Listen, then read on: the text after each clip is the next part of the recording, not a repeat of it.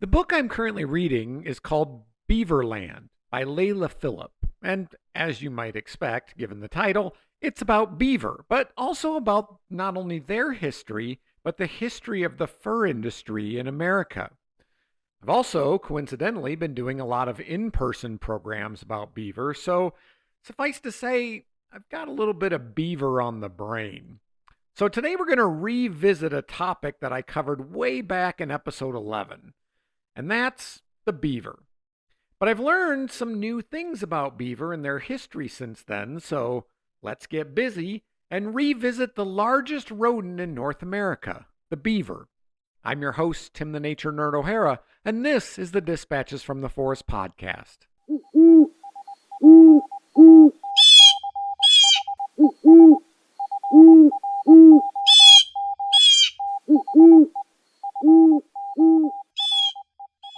When it comes to changing the landscape, beaver are second only to us humans. And when it comes to hunting things to almost extinction, humans, well, we're second to none.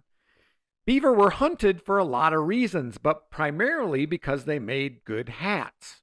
That's right, the beaver almost went extinct for the sake of fashion. Now, early in America's history, beaver were actually the gold standard. Heck, beaver even played a role in sparking the Revolutionary War and were pretty much the entire reason for the War of 1812, a conflict that we Americans know the name of, but not really a whole lot else. Now, like I said earlier, beaver are the largest rodents in North America, averaging between 30 and 60 pounds, and the second largest rodent in the world, behind the lovable capybara. Beavers, of course, are wetland specialists. Because they live much of their life in the water, they've evolved a number of adaptations, both physical and behavioral, to maximize the benefits of that semi-aquatic lifestyle. Now, beaver are generally nocturnal, and they have small eyes and therefore not very good eyesight, but they have a set of transparent eyelids that close when they're swimming so they can see underwater. It also protects their eyes from branches and other debris that might be hiding under the water.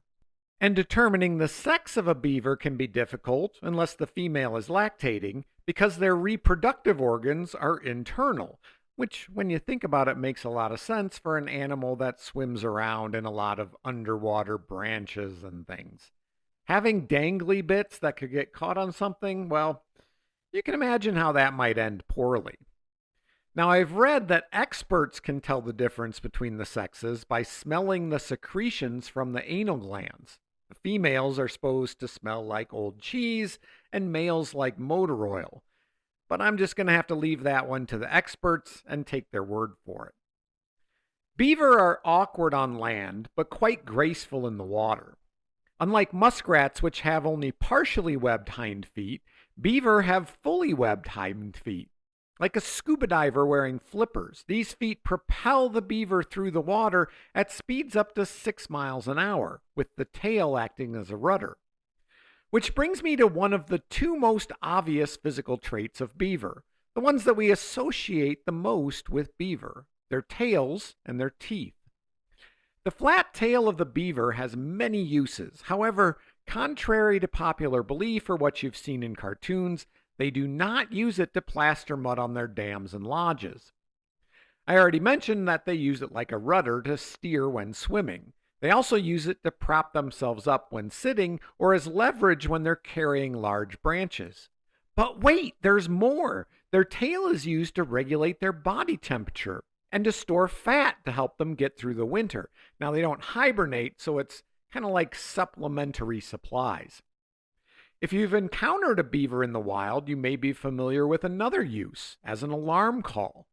When a swimming beaver is startled or frightened, they dive while forcefully slapping their tail on the surface of the water. This can be audible for a considerable distance both above and below the water, and serves as a warning to other beaver in the area, not to mention startling a possible predator. Once the alarm is sounded, nearby beavers will also dive, and since beaver can hold their breath for up to 15 minutes, they're hoping that whatever the threat is moves on before they have to come up for air, or they can come up inside their lodge. But maybe the most amazing thing about their tail is that it can sense changes in water pressure, which might happen if, say, there's a breach in the dam. That's pretty damn impressive. Like all rodents, beaver have four chisel like incisors that grow continuously throughout their life. These teeth are usually orange on the front due to the front of the enamel being high in iron. The back of the teeth is composed of a much softer dentin, and the end result is that the back of the teeth wear down quicker than the front, making them self sharpening. Beaver also have a flap behind their front teeth, what is basically a second set of lips. Now, that allows the beaver to chew food underwater or to carry branches while swimming without drowning. Although, in fact, I recently learned that beaver are incapable of drowning. They're physically incapable of drawing water into their lungs. Now, I'm not sure how that works, but if they're trapped underwater, they can asphyxiate. It's a minor difference. I mean, the end result is the same, but it's still kind of interesting to note.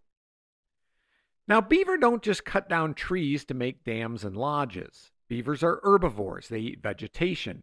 And some of their favorite foods are the inner bark of willows, aspens, and poplar trees. They also eat the leaves of these trees along with various aquatic plants like water lilies. And they engage in cecotrophy, which is an adaptation to a high fiber diet also used by lagomorphs, rabbits, hares, and pika. Basically, they produce a nutritional packet called a cecotrope in their digestive system that, when quote unquote expelled, is reconsumed for a second pass through. Some people might say that they're eating their own poop, but that's not entirely accurate. Their poop in its final form is very different from the cecotrope. Aside from having a big tail and buck teeth, the other thing that beaver are known for, of course, is their building prowess. Dams and lodges are a beaver's specialty. The primary purpose of a beaver dam is to create an area of still water that provides a place for the lodge and swim up access to their favorite foods.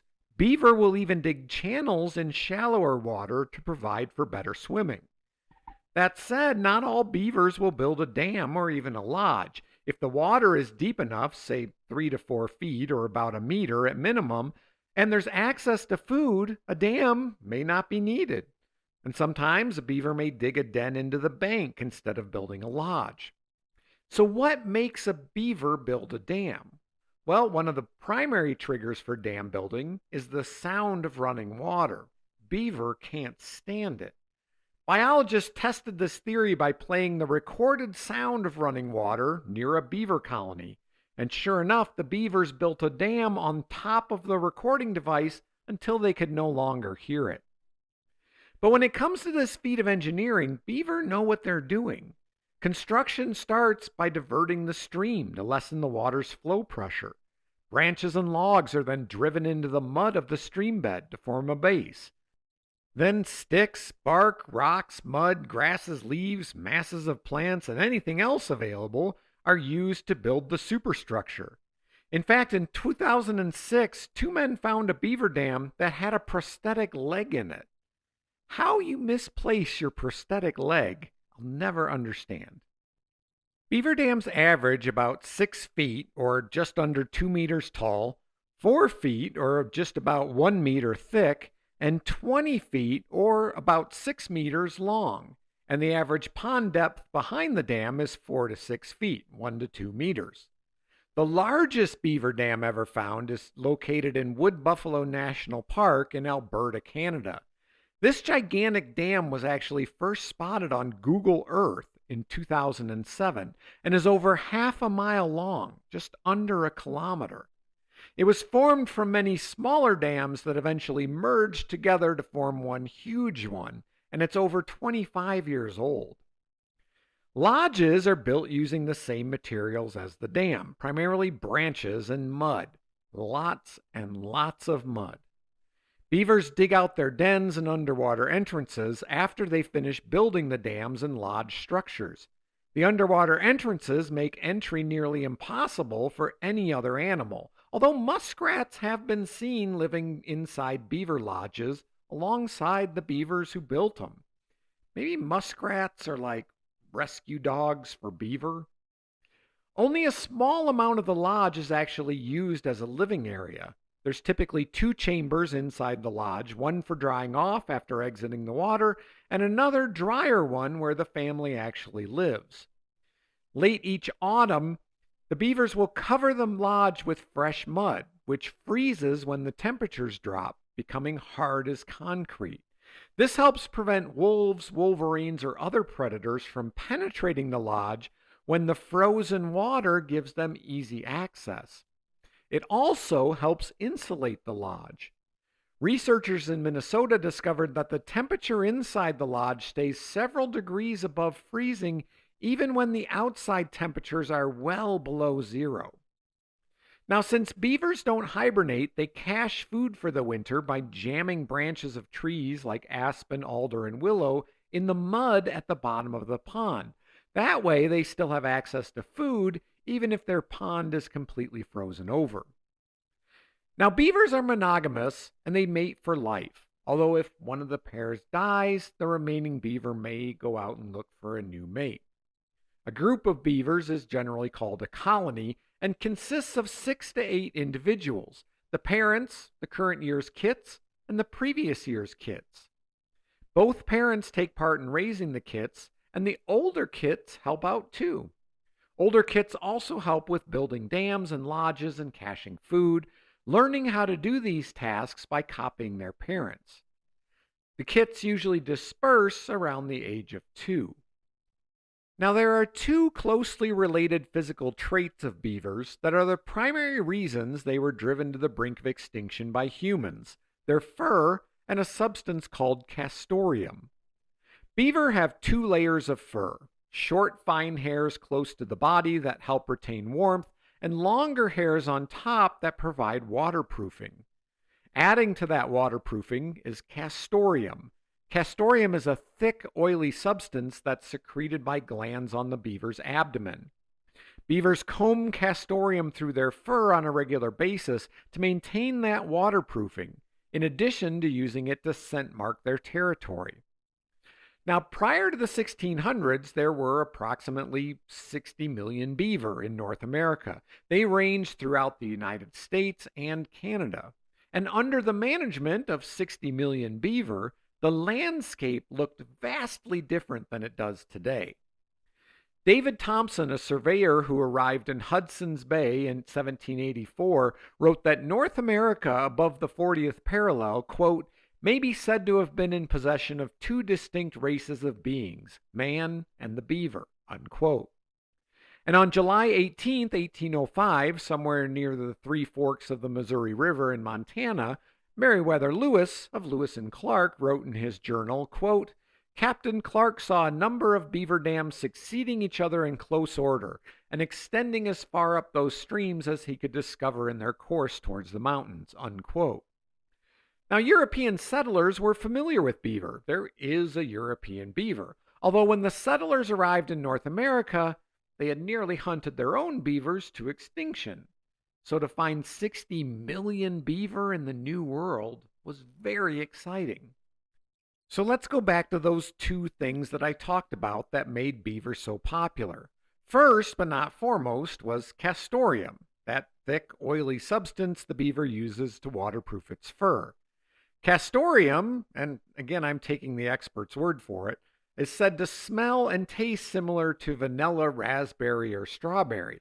So it was used as an ingredient to enhance artificial vanilla flavoring and also in perfumes. The FDA actually considers it safe for human consumption as well as a quote-unquote natural flavoring since it's derived from a natural source. Although nowadays it's rarely used, usually only in high-end artisanal foods. Castoreum was also used medicinally. It was believed that it could treat everything from headaches and toothaches to deafness and mental illness. Now, castoreum was certainly not the cure-all that it was advertised to be, but it does have some medicinal qualities. Castoreum is generally high in salicylic acid because that's the same compound found in the bark of the beaver's favorite foods, aspens, poplars, and willows.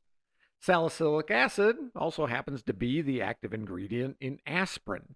So alleviating headaches and toothaches, sure, yeah, probably. But deafness and mental illness, probably not so much. But castoreum wasn't the main reason why beaver were in such high demand. Rather, it was the pelt of the beaver that was almost literally worth its weight in gold. And why was beaver fur so valued? One word: hats.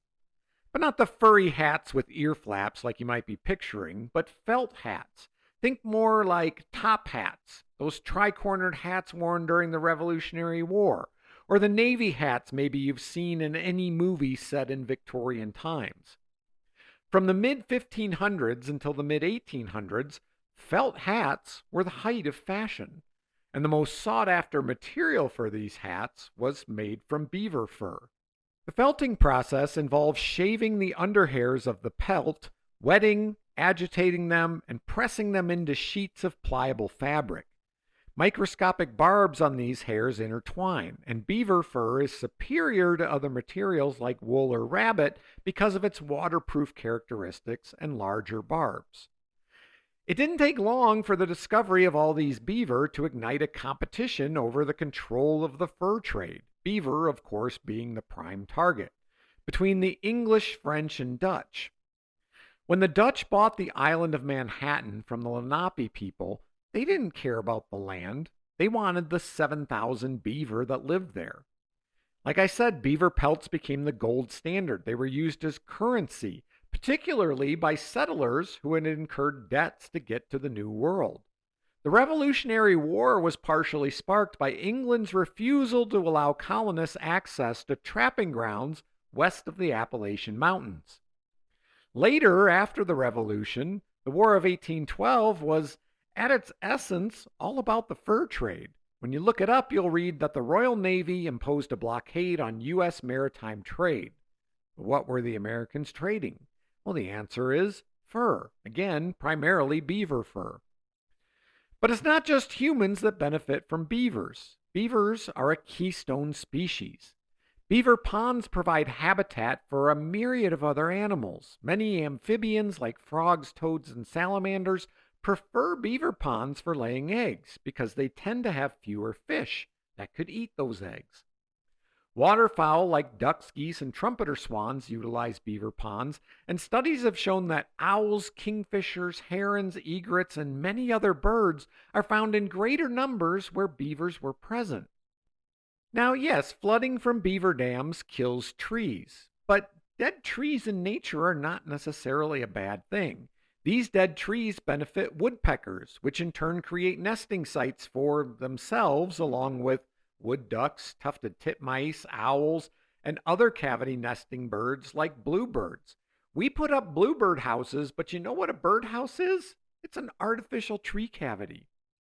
When it comes to trout and salmon, the presence of beaver dams has been shown to increase either the number of fish, their size, or both. Beaver dams are associated with a 52% increase in survival for steelhead trout. And then there are mink and muskrat and moose and fox and raccoons and turtles and deer and wolves and bears and coyotes. The list goes on and on and on, all benefiting from the presence of beaver. And with that, my friends, we're going to end this return to the busy beaver. If you'd like to support the podcast, here's how you can do that. Become a patron. Subscriptions start at just $5 a month, and with 3 paid months, you get free Dispatches from the Forest merch. Find all the details at patreon.com/dispatchesfromtheforest. You can donate through either PayPal or Venmo using my email address, dispatchesfromtheforest@gmail.com. Also, how you can contact me if you have a question, comment, or a request for a future episode. You can donate using the Cash App and the hashtag ForestNerd. You're welcome to send a check. Just message me for my mailing address. And of course, there's Dispatches from the Forest merch for sale. Go check out the merch store at cafepress.com/shop/Dispatches from the Forest. Click on products and see all we have to offer. Finally, you can follow Dispatches from the Forest on Facebook, Instagram, TikTok, and YouTube. Just a final note, there's not going to be a Dirt Dispatch episode next week because I will be in the process of moving, be kind of in transition. I'm just not going to have a chance to do it. So I will be back in 2 weeks with a new episode of the Dispatches from the Forest podcast. I'm your host, Tim the Nature Nerd O'Hara, reminding you to go outside and get dirty.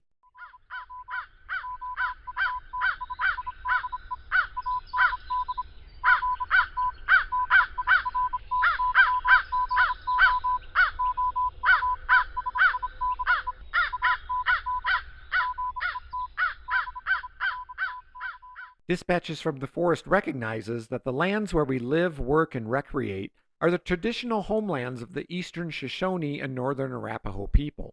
We understand that this land holds immense significance for the original stewards, Native nations, and peoples of this region.